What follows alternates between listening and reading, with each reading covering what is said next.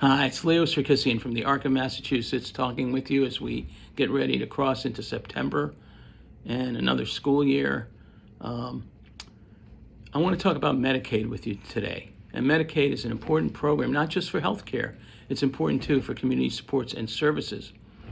And when it works great and makes a huge difference in people's lives. And we're lucky to be in a state which has a significant Medicaid program. That's not true for every state. However, with the workforce crisis and with sometimes complications, barriers can crop up for families.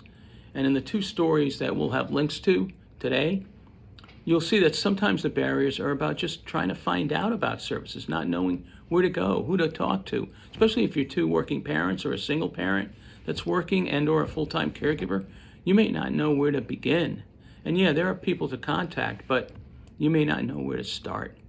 And there's application forms and whatever. So one of the stories talks about a family, well-educated family, that didn't get around to asking for services till later on in their son's life. And they discovered that their son was eligible despite their means and despite their standing in the community. They were able to get him the services he needed. But applying late meant they lost out on 8 years.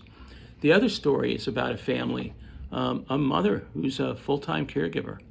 And she's only been able to fill 10% of the nursing hours for her son and 50% of the PCA, personal care attendant hours. What does that mean? That means she's stressed and working overtime.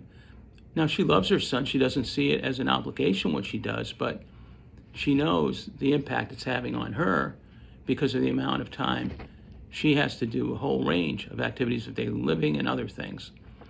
So Medicaid works when it works.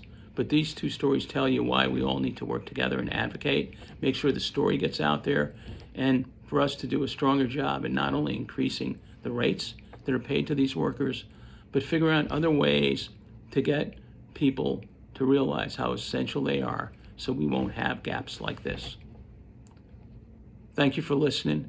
Please join with us. We can make a difference together. Take care. Bye-bye.